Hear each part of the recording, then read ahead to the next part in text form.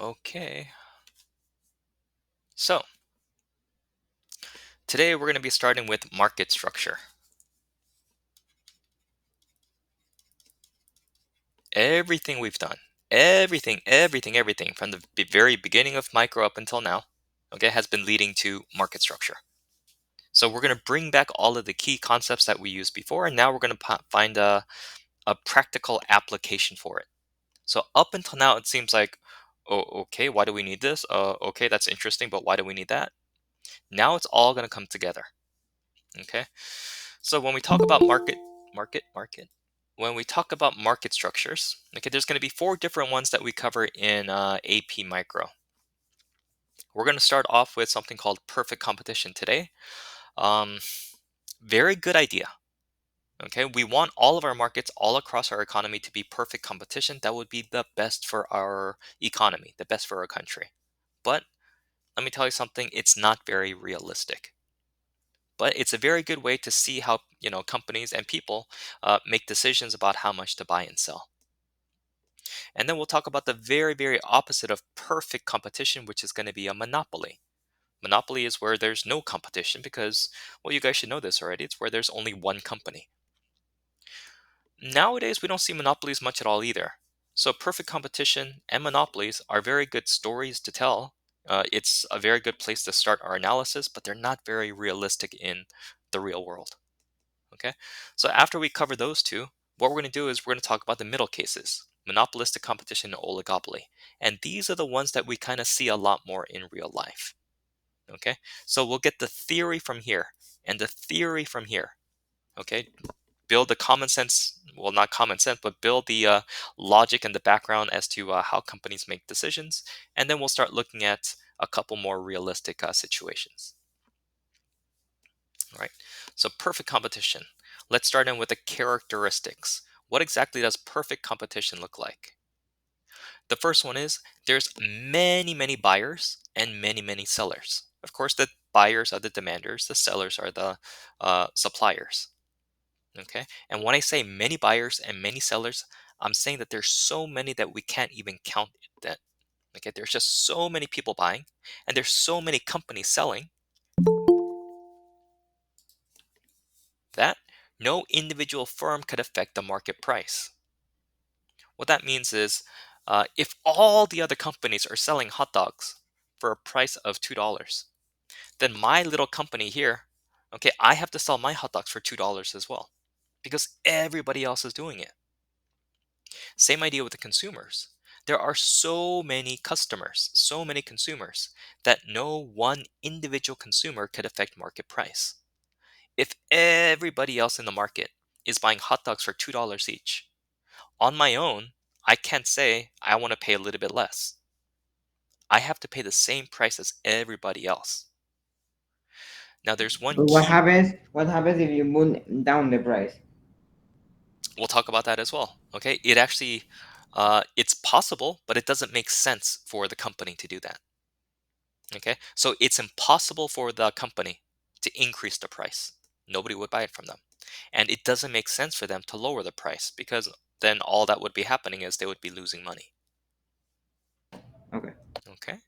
So many buyers and so many sellers that no one buyer and no one seller could affect the market price. This all comes from the second key characteristic, which is the firms sell a homogeneous good. Okay, and what that means is exactly the same. They sell exactly the same product that everyone else in the market sells. No difference whatsoever.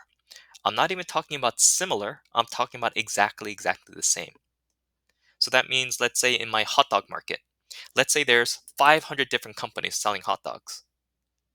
Here's the key, they're all selling exactly the same hot dog. In the real world, that doesn't make sense. But here, for perfect competition, you have to assume that every single company's product is a perfect substitute for any other company's product. So much so that, if I pick up a hot dog, I'm not sure which company it came from because they're all exactly the same. Does that make sense to you guys? So this is where perfect competition is starting to be not all too realistic. Okay, but we need this. We need this to be the case so that no individual firm could affect market price. If every company was selling something slightly different, then you know what? One company might be selling better hot dogs than another company. Then that company might be able to sell their hot dogs for a little bit higher price. But in perfect competition, what we're saying is all the products are exactly the same to the point where no one company could charge a different price than everybody else. They all have to charge the same prices. Next up, no barriers to entry or exit. So what that means is if this is my overall hot dog market, or sometimes they call it the hot dog industry. This is all the companies all together. New companies could enter whenever they want. Now, here's the big question. Why would a new company decide to join the hot dog industry? Why would they decide to make their own hot dog company?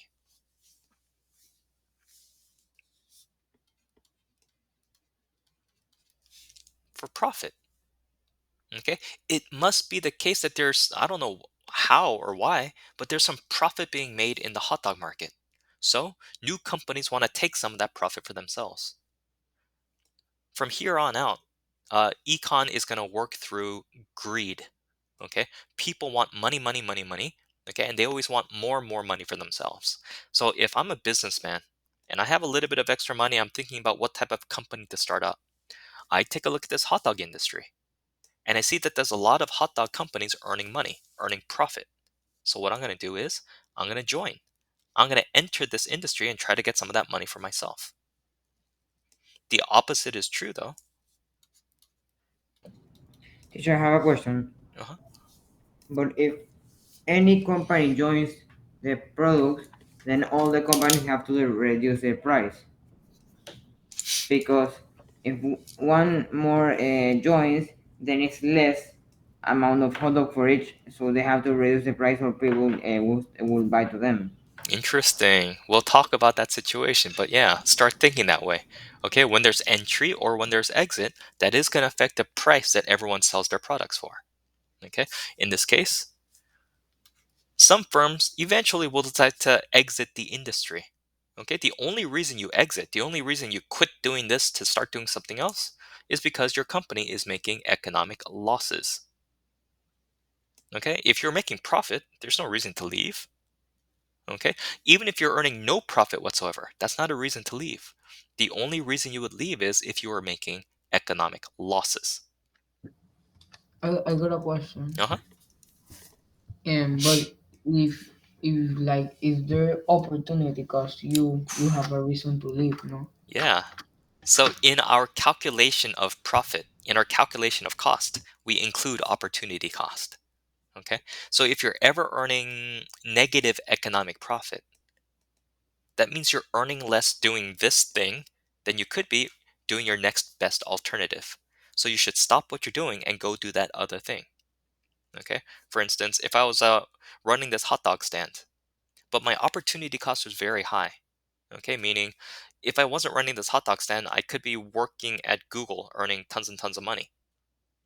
Well, if my opportunity cost is high, okay, what that means is I should stop running this hot dog stand and I should start joining Google. Okay. So we'll bring all of that into our calculations. So, who gets to decide what the market price is? Good question, Tamar. Nobody and everybody. Nobody and everybody. Okay, what that means is no one person decides it. Okay, no one company decides it. It's everybody all together. It's the entire market that decides the market equilibrium price and the market equilibrium quantity. And as soon as we set that P and Q star, okay, no individual company is going to be able to affect that. Okay, that brings up my last little characteristic here. Each and every single one of the firms is going to be a price taker. A price taker. So this kind of flows from all of the different characteristics we talked about. Okay, there's many sellers and many buyers of a homogeneous good. Exactly the same. So all the firms have to be a price taker. Tomorrow, I don't know how, but let's say through market forces, we figured out that our P star for hot dogs is $2.13. That means every single company now has to sell their hot dogs for $2.13. If there's one company who's gonna be a little bit sneaky about it and charge people $2.15, you know what? They're gonna lose all of their customers. No one's gonna buy from them. The reason being, there's so many other hot dog companies selling their hot dogs for $2.13. And like I told you, these are homogeneous. There's nothing special about this guy's hot dog. So there's no way that he's going to be able to sell his hot dogs for a higher price. Now, Alberto, I think you were the one who said, wouldn't it be a good idea to lower the price? Alberto, what's the only reason why a company would decide to lower its price? because they want to sell more. Yeah, but here's the thing. We also said there were many, many, many, many, many buyers. So many buyers that for any one company, it's kind of sort of like you have infinite demand. You could sell as much as you want. Even if you made hot dog after hot dog, day after day, minute after minute, just 24/7. Just keep on pumping out as many hot dogs as you can. There's no way that you're going to be able to sell to all of the customers in the market. There's so many people. So what that means is at $2.13, you could sell as much as you want. And at $2.10, you could sell as much as you want plus a The couple same more. amount. Yeah. But the only thing is, you'd be earning 3 cents less per hot dog. So there's no reason And to lower your price. Whatever the market price is the price that everyone is going to follow. Joseph. yeah, okay. So what happens if like and a firm is more has like more money to produce than the other firm, and Oh, like if the hmm if the price goes like too high, hmm like hmm you need to sell on how much it costs you to produce. Joseph, I like what you're doing. Okay. You're accepting my assumptions. You're saying, okay, even if this is true, can't this happen? Okay. You're exactly right. So while we did say that the products are homogeneous, well, every single company's hot dog's exactly the same. There's no reason to think that the companies are homogeneous. There are some good companies. There are some bad companies. Okay, so some companies do things very well. Other companies waste a lot of resources. So what we're going to see is all the good companies are going to be better off. All the bad companies eventually are going to exit the industry. What that means is they're going to be losing money. They're not going to be able to cover their costs, so they go out of business. So only the decent companies are able to survive.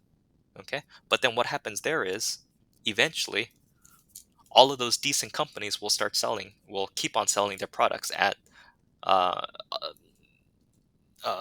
a market price that everyone has to follow. Okay. So eventually we'll reach this balance point where all the bad companies are gone, all the fantastic companies are kind of gone too. It's just going to be all the companies all together selling exactly the same product for $2.13. Okay. Good. And that is good or bad? It's perfect. This is what we want our economy to be like. Okay, this But is what that's not like communism. No, that's. sorry, capitalism. It's not capitalist. Kind of, sort of. It is capitalist. Okay, I mean, the way this all works out is through market forces. No one's forcing these people to do anything. Okay, it's the buyers and the sellers on their own deciding. Okay, but what they're going to decide on is the most efficient level of production. Okay, now there's no Okay. reason to think that in the real world, companies are actually going to be in perfect competition most of the time. All of the time, they're not going to be. Okay, but this is a good idea. It's great for society, it's great for the economy. It sucks for the company. It's really, really bad for the company. Okay, all right, let's keep on going. Let's talk about the firm demand. Uh, Starting from here on out, okay, make sure you're able to tell the difference between a firm and the market. They're not the same, of course. What is Okay, firm? a firm is just a company, and the Okay. market is the entire industry all together, all of the companies all together. Okay, so let's say we're talking about the hot dog market. Well, that's all the hot dog producers together. A firm would be maybe James's Hot Dog Shack. Look at just one small little company in that huge, huge market. All right. So what do we know? We know that each and every single firm, even though there's many, many, many, many, many, many firms, somehow they all sell a homogeneous good. That's just one of those assumptions, a key assumption of perfect competition. It's something that we know is not realistic. It's something that we know really isn't true in the real world. But we're following this assumption to see how decisions are made in perfect competition. Next up, each firm's output is a small. What was homogeneous? Homogeneous means exactly the The same. same. Every company sells exactly the same. Okay, if we're talking about hot dogs, every company sells exactly the same size, taste, quality. Everything is exactly the same about the hot dogs. If we're talking about desks, every company sells exactly the same desk, same color, same wood, same size. Everything is exactly the same to the point where you cannot tell where a single product came from because every single company is selling exactly the same thing. Joey, again, not very realistic. Okay, but we're going to hold on to this assumption for now. Okay, we say that each firm's output is a small proportion, a small amount of the entire market output. The reason we say that is, again, we have many, many firms. Okay, so let's say this is the entire industry. They sell a market quantity of something like 1.25 million hot dogs. Here's my little small little firm. Okay, even if I'm producing hot dogs day and night, nonstop, the most I could produce is something like 1,000 hot dogs. So my firm quantity is nothing compared to the overall market quantity. The reason being because there's so many firms. There's a ridiculous amount of companies selling exactly the same product. But one company's production is so small compared to the total. Is market all the firms? Yes. The market is all of Okay. the firms all together. Okay. So the big therefore, okay, what that means is each firm is going to face a One question. perfectly elastic demand curve. Joseph, go ahead. Um, can you explain again? The each firm's output is a small portion market of Okay. market output. So let's say that each company is able to produce something around like 1,000 hot dogs. But remember, there's so many companies in this industry in perfect competition. Okay. So let's say each company produces 1,000, but there happens to be 100,000 hot dog companies. Then you could see that the market quantity is going to be huge. So that one company's production, no matter how much they produce, even if they're producing quote unquote a lot, it's going to be really, really small compared to the overall market quantity. Okay, so one company's quantity is very, very small compared to the overall industry quantity. Make sense? Okay, so what that means is each firm faces a perfectly elastic demand curve at the market price. So now we're bringing back this idea of elasticity, sensitivity to change. And does anyone remember what a perfectly elastic demand curve look like? A straight line, That like a straight line They're that all if you straight move lines, you but what's special is about zero. this straight line? That if you move it is zero. it's vertical, like Ooh, or it's the other one. horizontal. It's Horizontal. horizontal. You if you move it like to up or down, you don't win anything. Don't say win, say earn. You don't earn anything. Okay? That. So here is the firm's demand curve, little d. Perfectly elastic, perfectly flat. What that means is at this P star of, what was it, $2 and 13 13. cents? 13 cents? At $2.13 at the market price, you could sell as many hot dogs as you could possibly imagine. Again, even if you produce day and night nonstop, whatever you produce, you're going to be able to sell. The reason is there are so many buyers. There's so many buyers. But what happens if you decide to increase the price to $3? Forget $3. What happens if you increase the price to $2.50? Forget No one's gonna buy it. $2.50. What happens if you increase the price to $2.14? The People will not demand's buy still it the same. No one's gonna buy it from you. All your infinite demand disappears. That's a perfectly elastic demand curve where the price elasticity of demand is equal to infinity. Okay? What that means is at $2.13, take a look at where that touches the demand curve. Well, it always touches the demand curve. You have infinite demand. But then at $2.14, where does that touch the demand curve? Dot, dot, dot, dot, dot, dot, dot. It never touches the demand curve. You don't sell anything at $2.14. That's the graphical way of understanding it. The common sense is there are so many other companies all selling exactly the same hot dog as this guy. And they're all selling for $2.13. So if this one guy decides to sell his hot dogs for $2.14, he's going to lose all of his customers. No one's going to buy from him because they could go so many other places and get exactly the same hot dog for a little bit cheaper. Now, Alberto, why does it not make sense for this guy to lower his price to $2.10? because he have so infinite demand that he will be losing. Like he can sell the same amount of hot dogs Hmm. in 2.13 than in 2.10, so it Yeah. doesn't make sense. Remember, the only reason that a company ever lowers its price is to get a couple more customers. But what is infinity customers plus a couple more? Still infinity. Okay? So you'll be selling exactly the same amount, but instead of earning $2.13 for each hot dog, you'll be earning $2.10 per hot dog. That doesn't make sense. Okay? So what that means is every firm is going to be a price taker, whatever this market price happens to be. This is where it's kind of easy to be a firm in competition. You don't really need to think about it. Whatever everybody else is doing, you're just going to do exactly the same. Yeah, but if you lower the price, Hmm. everybody's going to buy from you. Good. How many people were buying it from you at the original market price? Infinite. Infinite.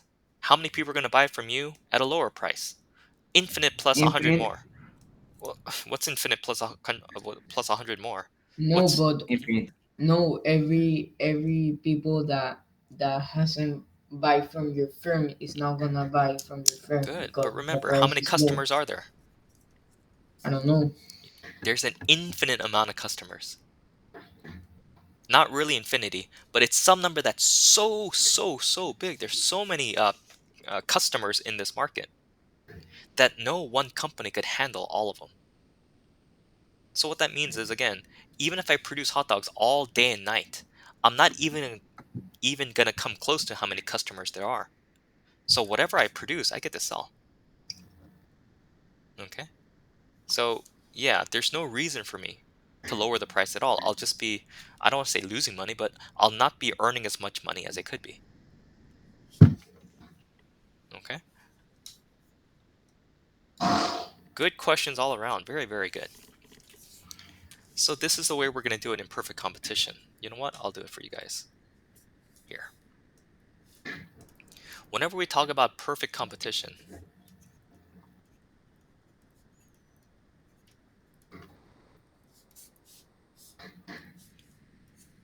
we're always going to have to draw what we call side-by-side graphs. Two axes. Because perfect competition is kind of unique this way. We have to talk about the overall market. That means all the companies together. But I also want to talk about one representative firm, one individual company.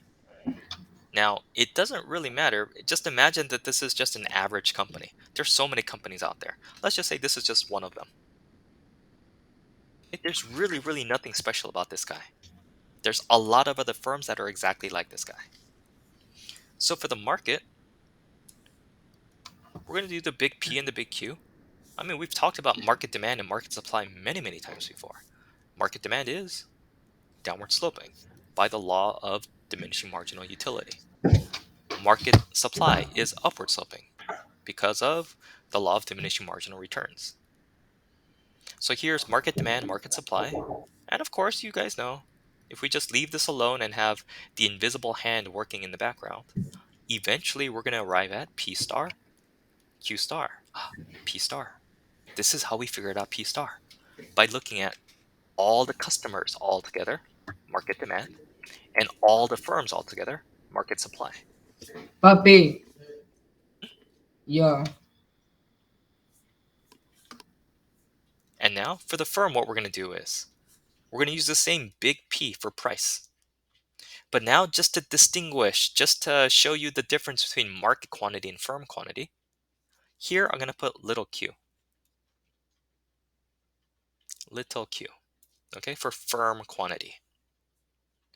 Now, what I mean by firms are going to be price takers is exactly this. Whatever the market price is, continue that dot, dot, dot, dot, dot, dot, dot, dot, dot, because that's going to be exactly the same price that this firm is going to sell their products for. If everybody else, if all the hot dog producers, all the other hot dog producers are selling their hot dogs for $2.13, this company here is also going to sell their hot dog for $2.13. They're going to be a price taker. And at that price, they could sell as many hot dogs as they could possibly imagine. But anytime they change the price at all, even by a cent, all of that demand is going to disappear.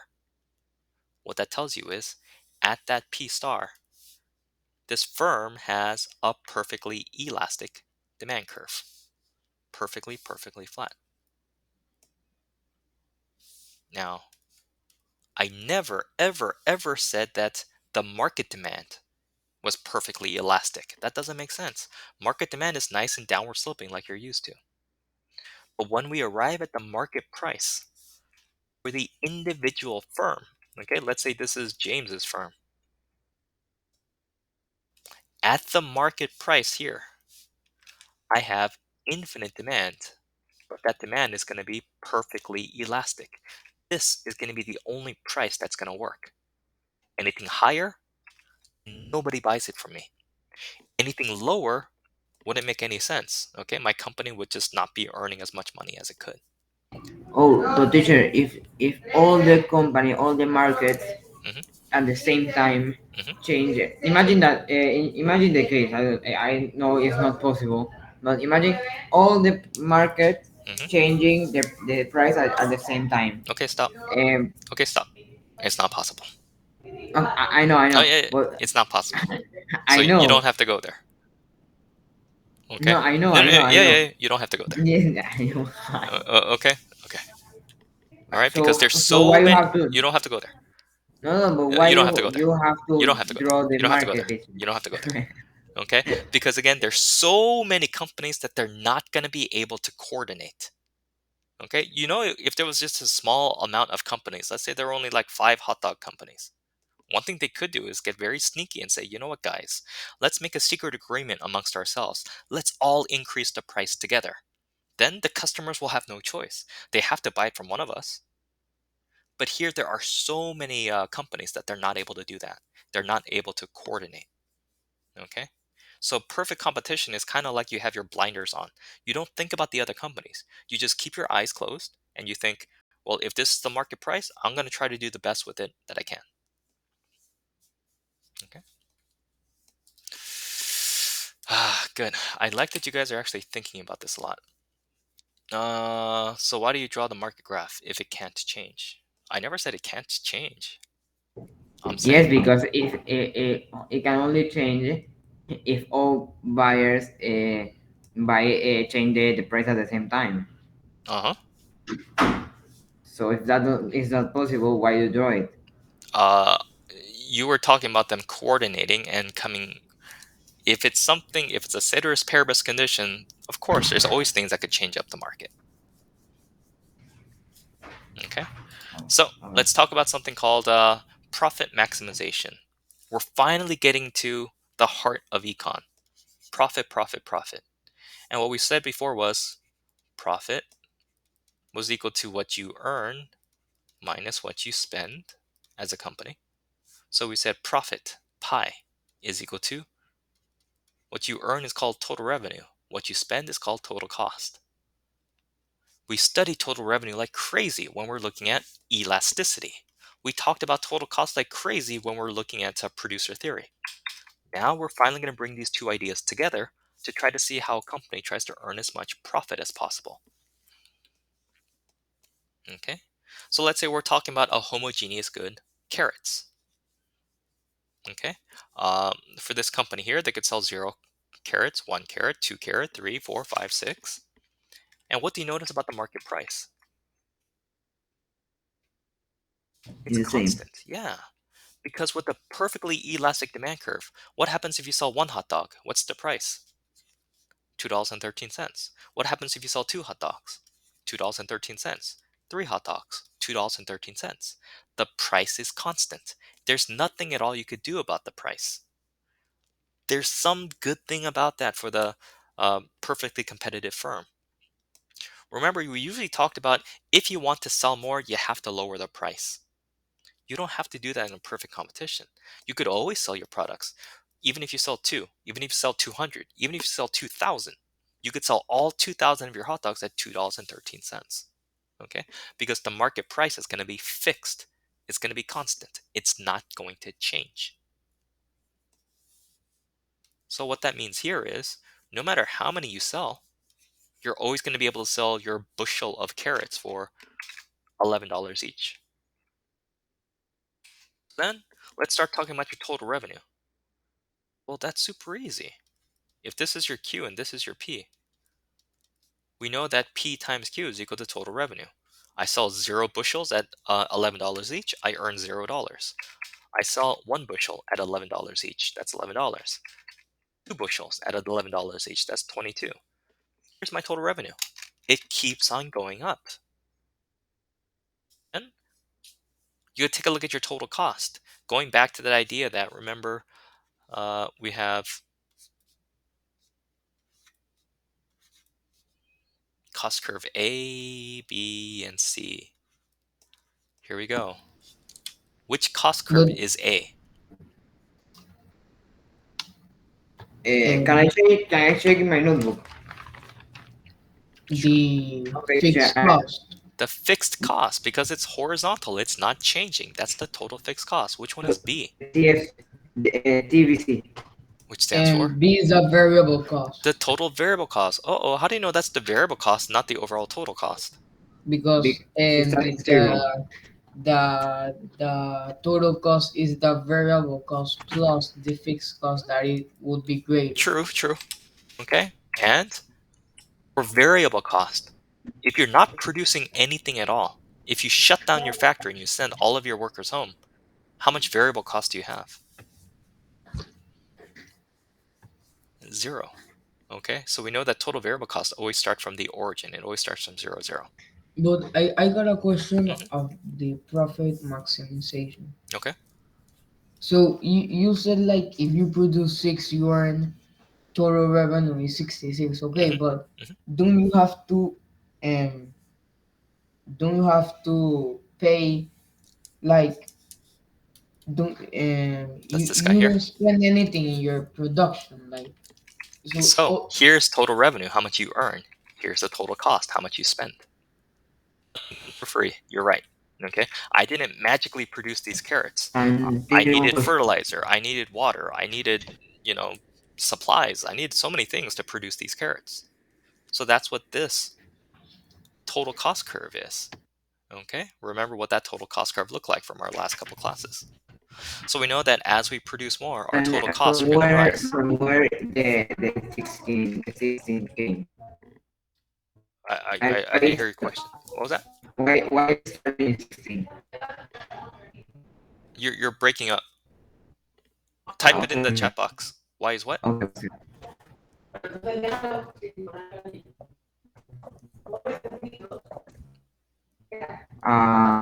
It's not working.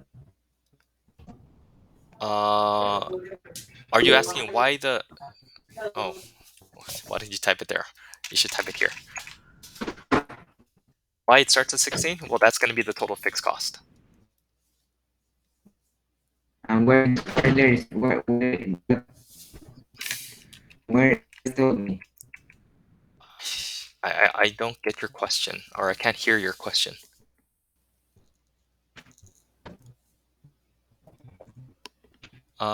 It's fine. Okay.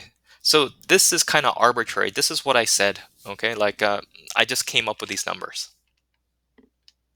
Okay, but if this is what total cost looks like, and this is what total revenue looks like, then profit is very easy to calculate. It's just total revenue minus total cost. So you could see here the total profit is going to be minus 16. You earn nothing at all, but you have $16 worth of fixed costs, or $16 worth of total cost. So that means your profit is a minus 16. Here, you sell one carrot for $11, you earn $11, but it cost you 22, you're still a negative profit. Okay, but now as you start to produce more, okay, your profit, it's rising a little bit faster than your total cost is rising. Oh, so eventually you start to earn some profit. And what you start to see is as you produce too much, your total revenue is still increasing, but now your total costs are increasing very, very quickly. So that your profit is may still be positive, but it's less than what you were earning before. And just remember, for a company, they are greedy like crap. They don't just want profit. They want as much profit as possible.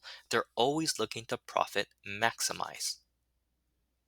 So that's going to be, I don't know, somewhere in between here.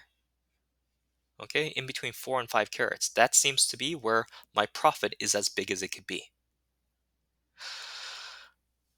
Now, we could do this by looking at total revenue and total cost, but it's actually very, very difficult to do that. Okay, that's why in econ, we really don't focus too much on total this and total that. What do we focus on in econ? What sort of analysis do we do? Not total. QRP What was that? in Q in the quantity and price.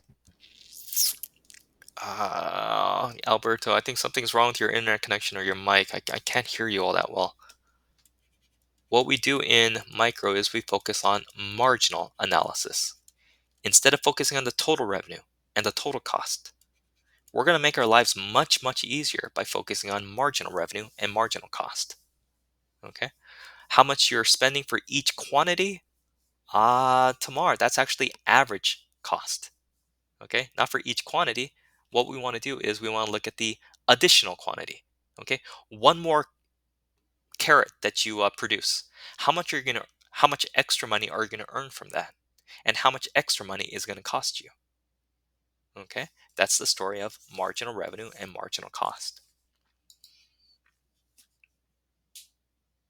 So, the marginal revenue is actually very, very easy to calculate. Because our price is constant, every time you sell one more, what's happening to your total revenue? Huh. Okay. Every time you sell one more bushel of carrots, you see that your total revenue increases. But how much is it increasing by? It's $11. Yeah, it's increasing by your market price because your market price is fixed. But every time you sell one more bushel of carrots, one more box of carrots, you're always going to be earning $11 more. You sell one more, you earn 11 more dollars. You sell one more, you earn 11 more dollars. So when my price is fixed at P star, and it's always going to be $11, my marginal revenue is so easy to calculate. My marginal revenue is always going to be 11, 11, 11, 11. My marginal revenue is always going to be 11. And I'm going to take a look at my marginal cost, my additional cost of production. So from this first bushel of carrots that I produce, I see that my total cost went up by $6. That's my marginal cost. From the second bushel, I see that my cost went up by $5.50. That's my marginal cost. Here are my marginal cost here. So once I figure all that out, now I don't need to worry about total revenue and total cost anymore. My story is going to be much easier to tell using marginal revenue and marginal cost. So instead of sitting here and trying to think, oh, what's the proper amount of carrots to produce? Is it 5? Is it 8? Is it 2? Is it 10? Is it 100? Instead of just taking a stab in the dark like that, we're going to use a little bit of logic. Start somewhere. We usually start with quantity is equal to 0. Okay, but start anywhere and think to yourself, what is the marginal revenue and the marginal cost if I do one more? From my first bushel of carrots, I know the extra money that I earn is $11. I know the extra money that it costs me is $6. Wait, so from this carrot, I'm going to be earning $11, but I'm going to be spending $6. How much is my profit? 5. 5. Okay.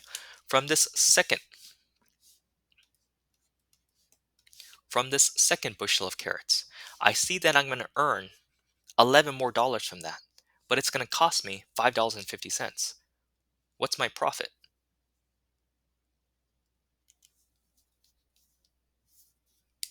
$5.50. So close. No, my profit actually is not $5.50. My profit increases by $5.50. Okay, that's the way of thinking about marginal. So here is my profit box, my profit bag. Okay, here's the amount of profit that I have. I'm actually not sure how much is in here exactly, but if my marginal revenue is 11,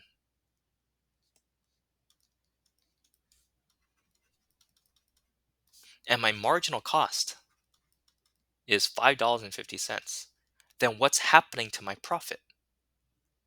I'm putting in 11 more dollars and I'm taking out $5.50. So whatever my profit was before, I'm going to be adding $5.50 to it. So whenever my marginal revenue is bigger than my marginal cost, whenever that's true, what that means is I'm adding to my profit.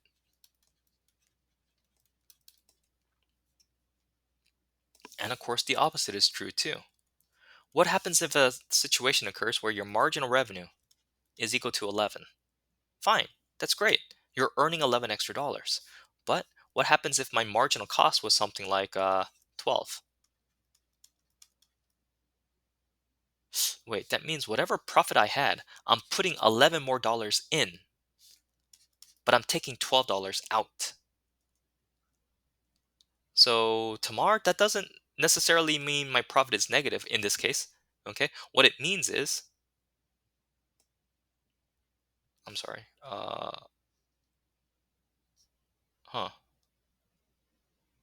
I'll get there in a second. What this means is, whatever my profit is, now it's going to be $1 less than it was before. I'm going to be losing $1 worth of profit. Okay, less than before. so whenever MR is less than MC, okay, you're not adding to profit, you're taking away profit. Okay, why is my profit negative? Why is my profit negative? For this one,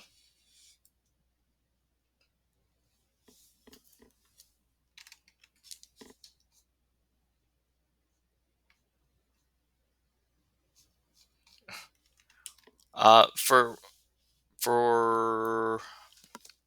quantity is equal to, okay, your extra revenue is equal to 11, your extra cost is equal to 5.5. So what that means is whatever your profit was before, okay, it's going to be going up by $5.50. But what your profit was before was a negative number. Okay, so your profit is getting less and less negative, which means it's getting bigger and bigger. So your profit will keep on rising until it reaches some sort of maximum, and then it'll start to decrease. Okay, the reason why your profit is negative at first is you're not selling enough to cover your costs. Okay, and then eventually you'll be earning some level of positive profit. Then you'll maximize your profit. But then if you keep on producing after that, your profit is going to go down and it probably will go into negatives again. Okay. Um, just as a quick little visualization of that, then. If you remember from before, remember if we had a straight line demand curve, my total revenue looks something like this. And who remembers where my total revenue was maximized? What point on my demand curve was that?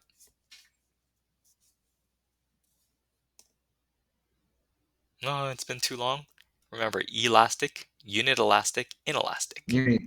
Okay, so unit elastic is where my total revenue is going to be maximized. So it's going to look something like this, up and then down.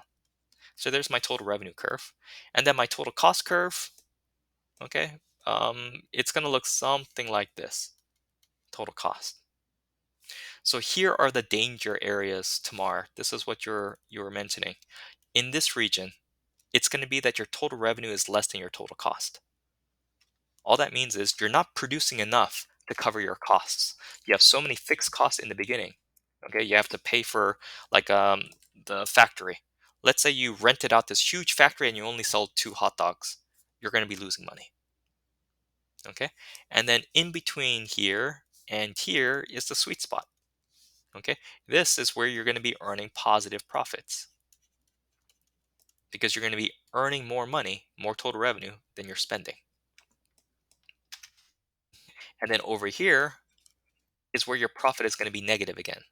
Your total revenue is going to be less than your total cost. The reason for that is you're producing so much, so much, so much, okay, that you're running into that problem of overcrowding and your total costs are rising very, very quickly.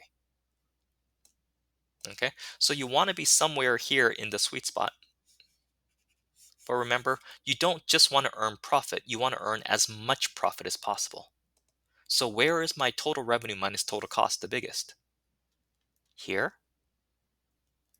Or is it here? Or is it here? It's very, very difficult to figure it out this way. It's very difficult to figure it out with total revenue and total cost.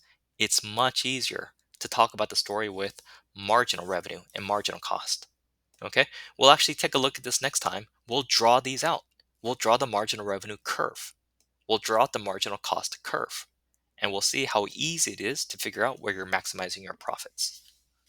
Okay, good start today.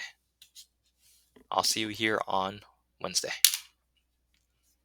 And yes, Tamar, total revenue is what you earn. P times Q. Bye, thanks. Later. Bye, thank you. Bye.